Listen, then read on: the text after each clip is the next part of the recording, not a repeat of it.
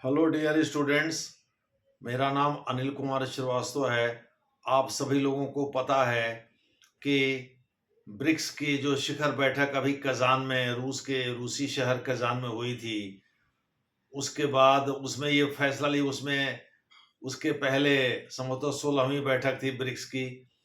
उसके पहले 15वीं बैठक जोहानिसबर्ग साउथ अफ्रीका में हुई थी, जिसमें कि 5 नए सदस्यों को शामिल करने पर सहमति बनी थी, जिनमें से 4 ने तो ज्वाइन कर लिया है और 5वां सऊदी अरब है।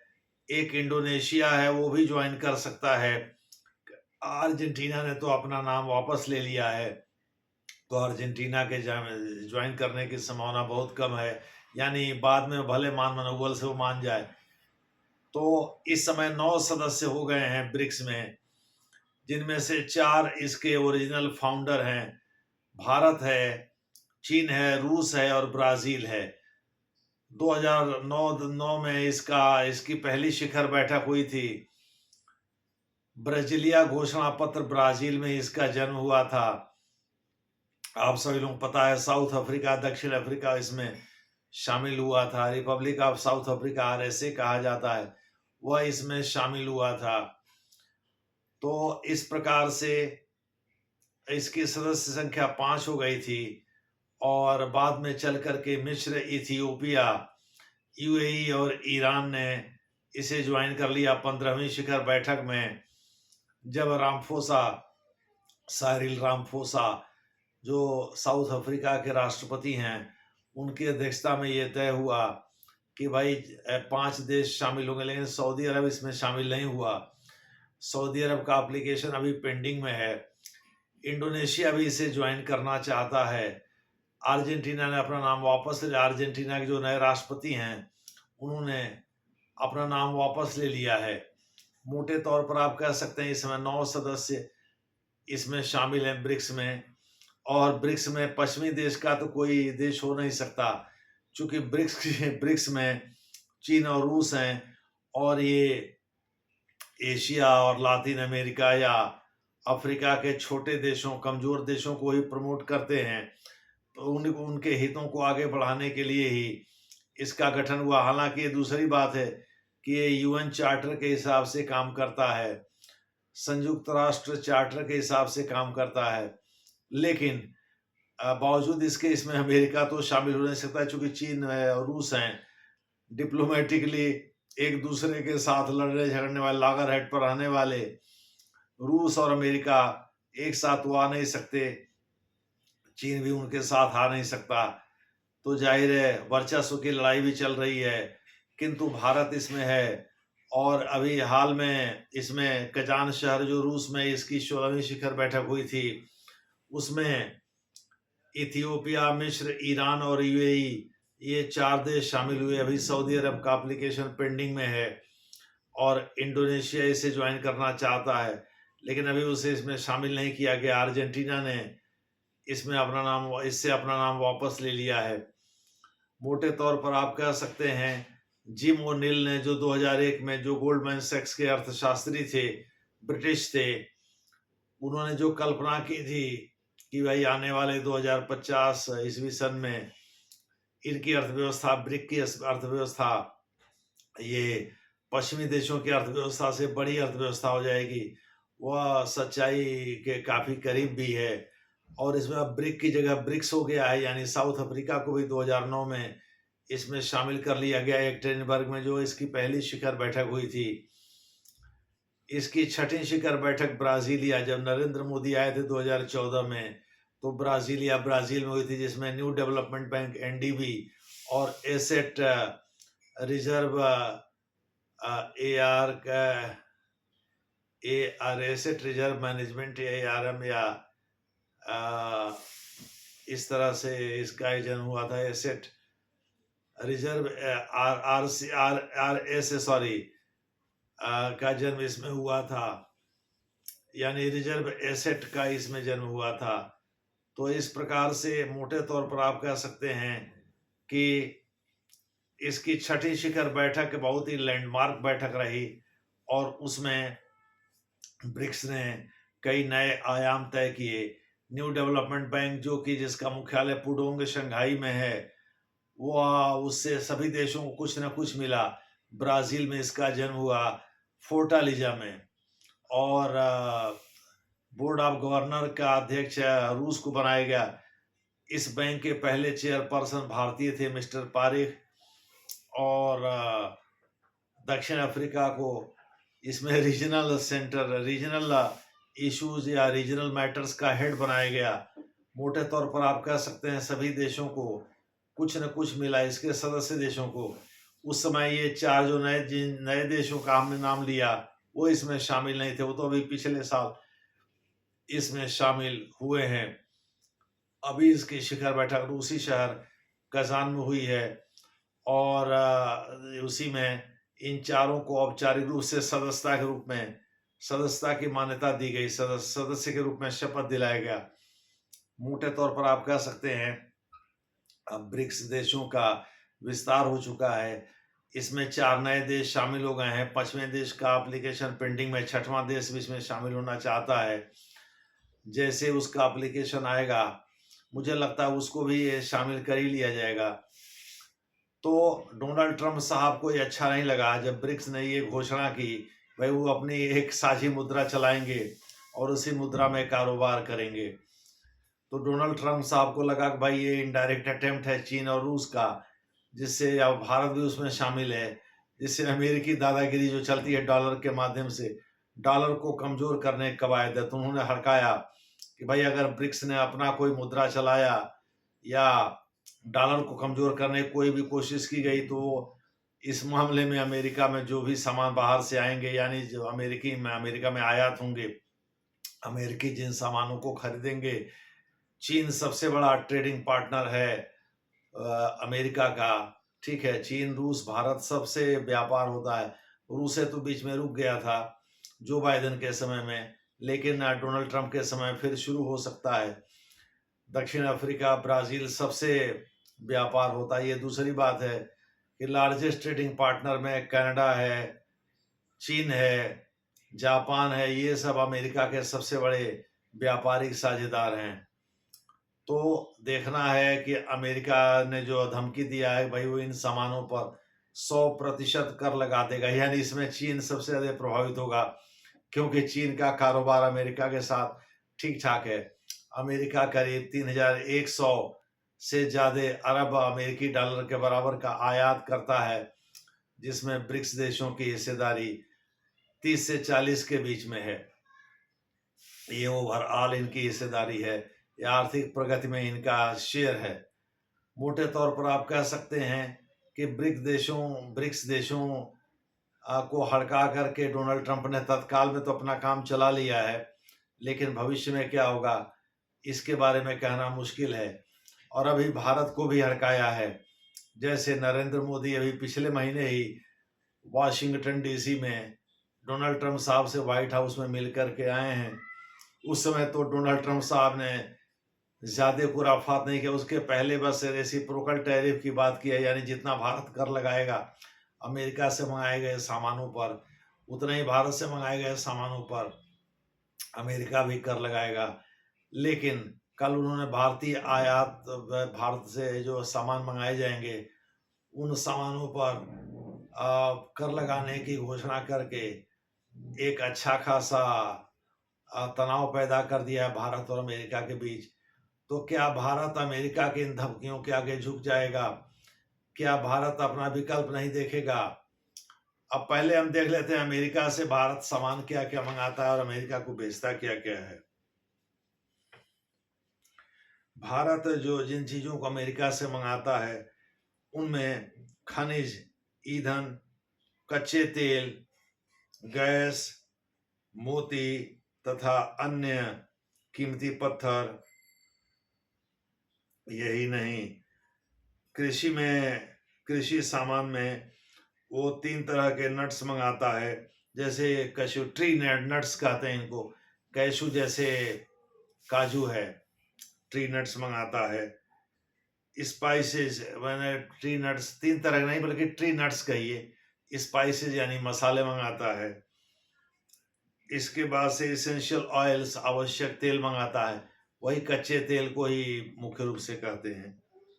और बासमती चावल मंगाता है खाने के लिए, तथा ताजा और प्रसंस्कृत यानी प्रोसेस्ड फ्रूट और वेजिटेबल यानी जो प्रसंस्कृत फल और सब्जियां होते हैं वह मंगाता है।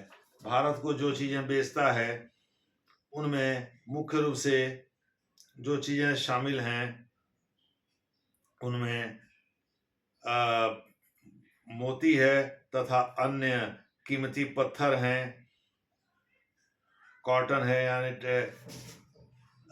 कपड़ा है, टेक्सटाइल है। टेक्सटाइल का मतलब कपड़ा, कॉटन का मतलब कपास होता है, जैसे रुई वगैरह, या जिससे टेक्सटाइल के बहुत सारी चीजें बनती हैं।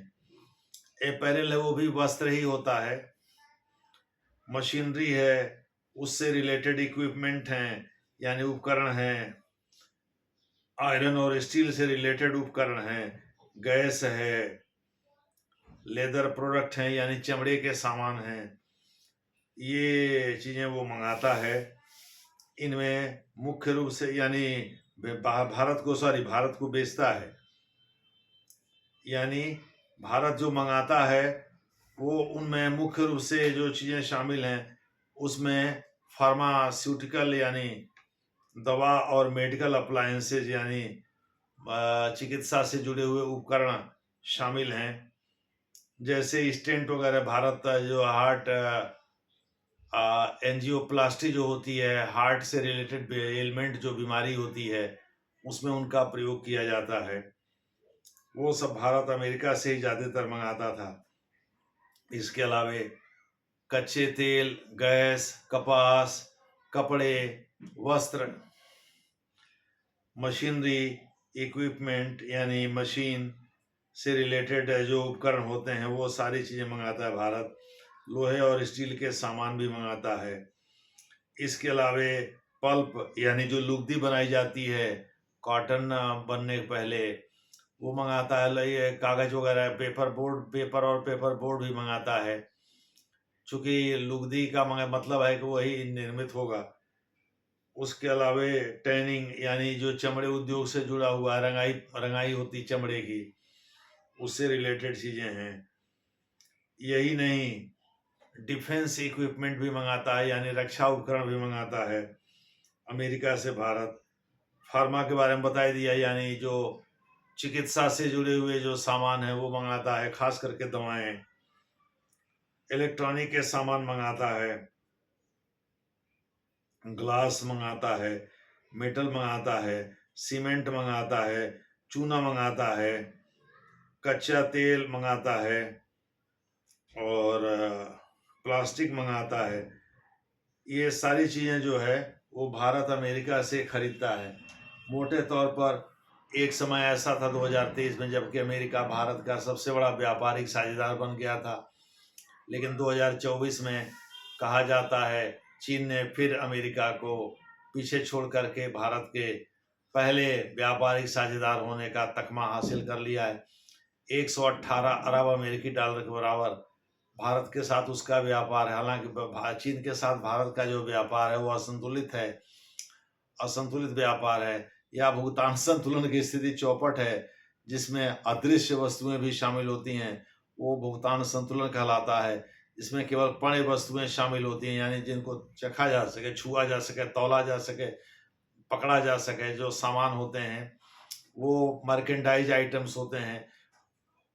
वो बैलेंस ऑफ ट्रेड को दर्शाते हैं, यानी व्यापार संतुलन भी भारत का बिगड़ा हुआ है। यानी भारत का ओवरऑल चीन के साथ जो कैड है, करंट अकाउंट डेफिसिट है, वह बिगड़ा हुआ है, वह चीन के पक्ष में ही झुका हुआ है।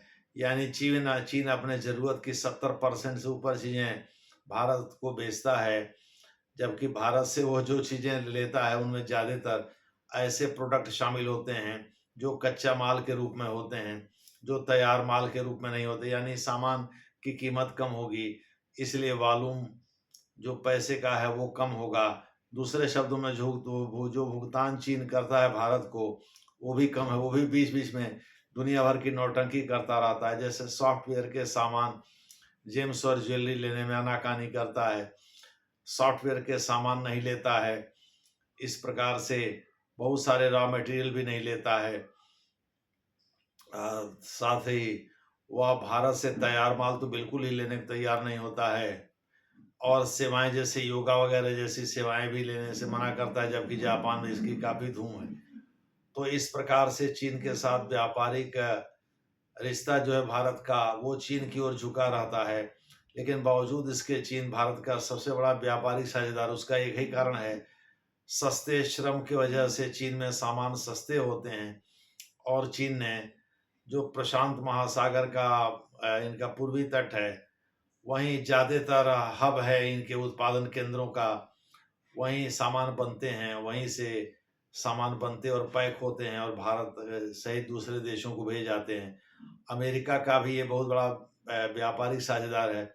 भारत हाल ही में, नरेंद्र मोदी हाल ही में चीन को पटखनी देने के लिए सप्लाई चेन पर फोकस कर रहे थे, ताकि चीन के वर्चस्व को तोड़ा जा सके, लेकिन अभी उसमें कामयाबी मिलने में टाइम लगेगा। चीन ने 1979 से ही ये काम करना शुरू कर दिया था, तभी तो उसने मार्केट सोशलिज्म, बाजार समाजवाद अपनाया था। दूसरे शब्दों में, अगर आप पैसा लेकर के चीन में जाते हैं तो चीन उसका स्वागत करेगा और कहेगा कि भाई आप सामान इतने बेचिए, और आपको घाटा होता है तो हम राज्य के उससे, यानी राज्य के खजाने से हम इसको पूरा करेंगे। इसको काउंटर गारंटी प्रोग्राम कहते हैं। यही मार्केट सोशलिज्म है। सोशलिज्म इसलिए है कि कीमतें सरकार तय करती है, और मार्केट ये है कि मार्केट के रेट से जो डिमांड और सप्लाई है उसके हिसाब से कंपेंसेशन करती है वहाँ की सरकार। दूसरे शब्दों में, अगर आप बाजार कीमत पर बेचते, यानी डिमांड और सप्लाई के आधार पर खुले बाजार में बेचते, तो आपको मान लीजिए एक पेन का आपको 20 रुपए मिलता, सरकार ने कहा इसको 10 ही रुपए में बेचो, 10 रुपए का नुकसान हुआ तो सरकार उसकी भरपाई करेगी। तो ज़्यादातर चूंकि कंपनियां प्रॉफिट मार्जिन को बहुत ज़्यादा रखती हैं, इस वजह से घाटे की स्थिति कम बनती है, और अगर कहीं घाटा हुआ तो उसको सरकार जो है अपने पॉकेट से पूरा करती है, जिसको राजकीय सहायता के रूप में जाना जाता है, यानी स्टेट सब्सिडी के रूप में हम कहते हैं, आर्थिक सहाय भी कहते हैं इसको, ठीक है। और इस प्रकार से इसे काउंटर गारंटी प्रोग्राम कहते हैं। यही मार्केट सोशलिज्म की सबसे बड़ी व्यवस्था है। काउंटर गारंटी प्रोग्राम के तहत वहाँ की सरकार ऐसा करती है, इसीलिए चीन का चेन सप्लाई चेन पर दबदबा है, चाहे वो यूरोप का मामला हो चाहे अमेरिका का मामला हो। हालांकि अब यूरोप में कंजम्पशन चीन का फ्लैटन हो रहा है, यानी अब धीरे धीरे कम हो रहा है, एक समानांतर एक समान स्थिति में आकर के रुक गया है, और ग्रोथ रेट भी इसीलिए प्रभावित हो रहा है। यानी यूरोप में चीनी सामानों का कंजम्पशन अब रुक गया है, पहले के स्तर पर ही बस आगे बढ़ रहा है, उसमें नया कोई ग्रोथ नहीं हो रहा है, प्लेटोड हो गया है। और इस प्रकार से अमेरिका के, उसमें सभी पश्चिमी देश हैं, अमेरिका भी पश्चिमी देश में ही आएगा। एक्चुअली अमेरिका और कनाडा की वजह से ही यूरोप के देशों को पश्चिमी देश कहा जाता, नहीं तो यूरोप में तो ज्यादातर अंध महासागर के पूर्वी तट पर या वो अंदर की ओर बसे हुए हैं, तो वो पश्चिमी देश कैसे कहलाएंगे।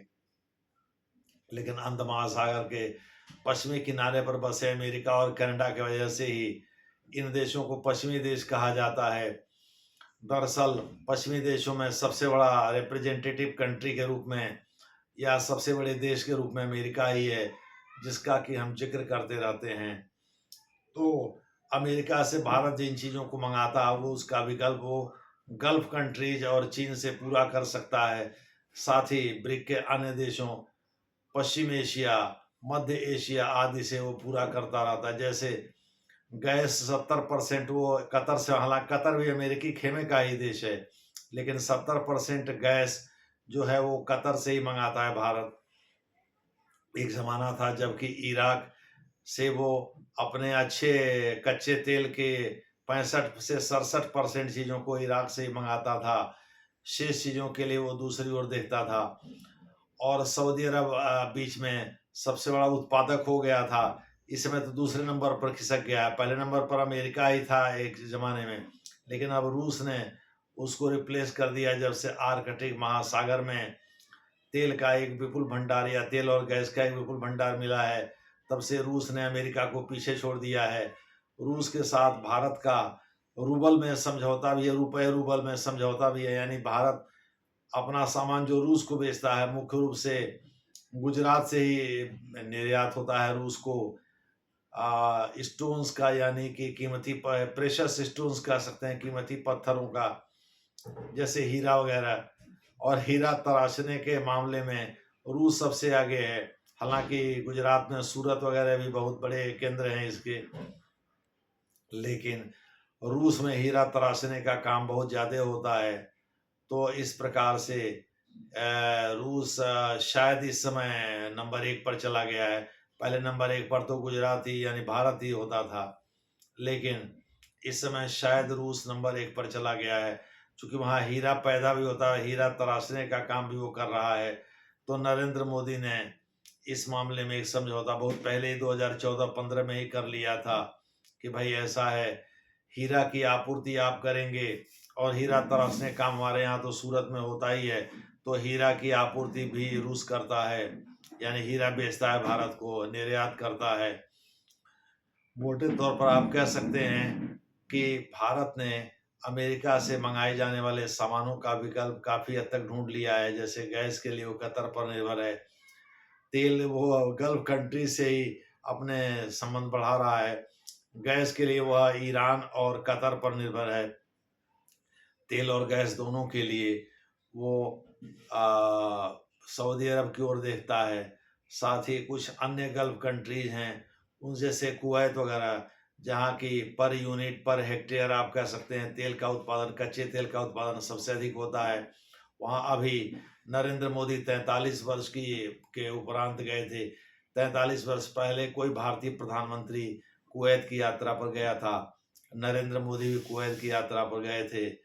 तो ऐसा 43 वर्ष बाद हुआ, तो वो इसके पीछे मूल कारण यही है कि भाई कच्चे तेल की आपूर्ति में कुवैत सहयोग कर सकता है। चूँकि कुवैत पर यूनिट अगर देखा जाए हेक्टेयर के हिसाब से, हेक्टेयर को अगर यूनिट माना जाए, तो इस मामले में कुवैत सबसे बड़ा उत्पादक देश है। तो अमेरिका जिन चीज़ों को, अब इलेक्ट्रॉनिक्स के लिए भारत अपने संबंधों का इस्तेमाल कर दक्षिण कोरिया और जापान से इलेक्ट्रॉनिक सामान खरीदता है, और उस मामले में भी वो अमेरिका का विकल्प बन सकता है। तेल और गैस के लिए वह मध्य एशिया से, कजाकिस्तान वगैरह से भी संबंध बढ़ा सकता है। तेल और गैस के लिए वो रूस से भी संबंध बना सकता है। और रही बात इनको बेचने की, तो भारत के जेम्स एंड ज्वेलरी यानी रत्न और आभूषण का भारत जो कारोबार करता है, चमड़े के उद्योग का कारोबार करता है, कपड़े का जो कारोबार करता है वो इंडोनेशिया वगैरह, कपड़े का बड़ा बाजार इंडोनेशिया में ही भारत ने बना रखा है।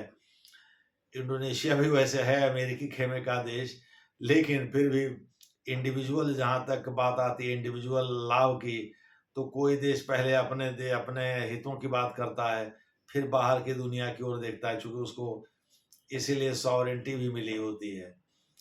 दूसरे शब्दों में यह कपड़े के मामले में इंडोनेशिया को के बाजार को देख रहा था कि वहाँ अपने यहाँ बने हुए कपड़े को बेच सके। पहले तो बांग्लादेश में भी बेचता था, वहाँ से जूट सस्ते दर पर खरीदता था भारत, लेकिन हाल में मान लीजिए भारत का बांग्लादेश के साथ संबंध खराब हो गया है। ठीक वैसे जैसे पाकिस्तान के साथ भारत के संबंध तो नरेंद्र मोदी के आने के बाद लगातार खराबी हुए हैं। सीमेंट वगैरह पहले पाकिस्तान से भारत मंगाता था, लेकिन भारत ने अभी से बंद कर दिया है। तो भी भारत के पास व्यापक रूप से चीन क्यों भारत को के ऊपर डोरे डाल रहा है? इसी वजह से, चूंकि नरेंद्र मोदी ने cabinet committee on economic affairs में एक फैसला लिया था कि जो एशिया के देश हैं, दक्षिण एशिया के, वो भारत में अगर निवेश किसी भी मामले में करते हैं, किसी भी फील्ड में करते हैं, कितने भी अमाउंट का करते हैं, तो उसे cabinet committee on economic affairs से क्लियरेंस चाहिए। केवल आरबीआई के क्लियरेंस देने या department of industrial policy and planning के क्लियरेंस देने से काम नहीं चलेगा। FIPB को बंद कर ही दिया, फॉरेन इन्वेस्टमेंट प्रमोशन बोर्ड को बंद कर ही दिया था। दूसरे शब्दों में अमेरिका से जो सामान मोदी साहब मंगाते थे, उन सब के विकल्प तैयार हैं। बस एक ही मामले में थोड़े से पिछड़ा सकते हैं। अमेरिका इसमें भारत में वन ऑफ द लार्जेस्ट, संभवतः तीसरे नंबर पर है निवेश के मामले में, इन्वेस्टमेंट के मामले में। और इसमें प्रभात पटनायक जेएनयू वाले का मॉडल चलता है। जब अमेरिका में वहाँ का फेड फंड, जो वहाँ का केंद्रीय बैंक है, जो ब्याज दर कम रखता है, तो वहाँ से ज़्यादातर लोग भारत की ओर आते हैं, क्योंकि कमाई का उनको लगता है ज़्यादा बड़ा अवसर भारत में है। और भारत सरकार FDI को प्रमोट करती है, क्योंकि FDI शेयर बाजार में लगने वाला पैसा तो है नहीं, वो तो ज़मीन जायदाद में लगता है, आवास में लगता है, फैक्ट्री में लगता है, एडवर्टीजमेंट प्रमोशन में लगता है, एम्प्लॉयमेंट जनरेशन में लगता है। तो इस प्रकार से FDI ज़्यादा सेफ होता है। FDI को कोई तुरंत निकाल करके बाहर तो जा नहीं सकता। अगर FPI का हिस्सा बढ़ेगा तो वोलेटिलिटी, यानी अर्थव्यवस्था में उच्चावचन की स्थिति बनी रहेगी, कभी उतरेगा कभी चढ़ेगा। लेकिन अगर FDI है तो भारत सरकार भी थोड़ी निश्चिंत रहेगी। और FDI में भी अगर एक्सपोर्ट अर्निंग के द्वारा लाया गया है तो ज़्यादा अच्छा, यानी भारत अगर व्यापार करके, यानी सामान बेच करके ज़्यादा पैसा लाया है एक्सपोर्ट अर्निंग के रूप में, सॉरी वो FDI नहीं कहलाएगा, वो फॉरेन एक्सचेंज रिजर्व में आएगा। लेकिन जैसे चीन के साथ है, चीन के साथ यही है, चीन, सऊदी अरब और UAE आदि देशों के साथ यही है। भारत में अभी भी जो निवेश लेके पैसा आता है डॉलर में, जैसे मान लीजिए, तो ये उसी का पैसा है। तो मोटे तौर पर वो कभी भी भाई मर्जी के थोड़ा घाटे में ही सही, लेकिन फैक्ट्री बेच करके, जमीन जायदाद बेच करके भाग सकता है, पीछे जा सकता है। व्यापारी वर्ग तो किसी का होता नहीं है। लेकिन फिर भी भारत सरकार FDI को प्रमोट करती है, जानते हुए कि FDI थोड़ा थोड़ा सा सेफ है FPI की तुलना में। इस वजह से FDI को प्रमोट करने में लगी रहती है। और तो इस प्रकार से इसका विकल्प भारत को अभी मिल नहीं पा रहा है। जापान वगैरह से, जापान भी अमेरिकी खेमे का देश है, तो इसीलिए ब्रिटेन से बात चल रही है, रूस से बात चल रही है, फ्रांस से बात चल रही है भारत की। भारत पश्चिमी गल्फ कंट्रीज में भी जा रहा है, पश्चिमी देशों से भी बात कर रहा है। वो चाह रहा है कि भाई उसके यहाँ इन्वेस्टमेंट प्रमोशन में ये सभी देश लगे हैं। चीन से भी जो पैसा भारत में लगता है मोबाइल बनाने में, या मोबाइल के सामान बनाने में, कार बनाने में, या अन्य चीज़ों में, वो पे इलेक्ट्रॉनिक सामान का कोई भी हो, वो चाहता है भारत की वो FDI के रूप में आवे। भले ही cabinet committee on economic affairs पहले राष्ट्रवाद के मुद्दे पर दक्षिण एशिया से होने वाले निवेश, माने मोटे तौर पर चीन को ही टारगेट किया गया था, और बहुत सारी चीनी कंपनियों ने इस पर आपत्ति भी जताई थी कि भाई ऐसा है, इसमें अगर चाइनीज़ कंटेंट है तो ये इस फील्ड में पैसा लगाने के लिए भारत सरकार ने ये कर दिया कि दक्षिण एशिया से भारत में आने वाले, हालांकि चीन पूरी तरह से दक्षिण एशिया में, तो दक्षिण पूर्व एशिया में है, लेकिन दक्षिण में उसका कुछ हिस्सा आता ही है। तो दक्षिण एशिया के किसी भी देश से भारत में आने वाले निवेश को cabinet committee on economic affairs जब तक क्लियरेंस नहीं देगी, तब तक वह पैसा भारत में लगेगा नहीं। खैर, भारत अमेरिका के तमाम विकल्पों को ढूंढ लिया, अभी निवेश का विकल्प भारत को मिल नहीं पाया है। भारत को जिस दिन निवेश का विकल्प मिल जाएगा, उस दिन अमेरिका को भारत टाटा बाय बाय कर देगा। और डोनाल्ड ट्रंप साहब भले ही चिल्लाते रहें कि भारत से आयातित सामानों पर हम इतना कर लगाएंगे, उतना कर लगाएंगे, वो चिल्लाते रहें, वो लगाते रहें। भारत F-35 जो डिफेंस फाइटर प्लेन है 5वीं पीढ़ी का, उसके विकल्प के रूप में Su-57 रूस पर भी लेने पर विचार करा, दूसरे वीडियो हम बनाएंगे, तो उसको आप लोग देख लीजिएगा। धन्यवाद।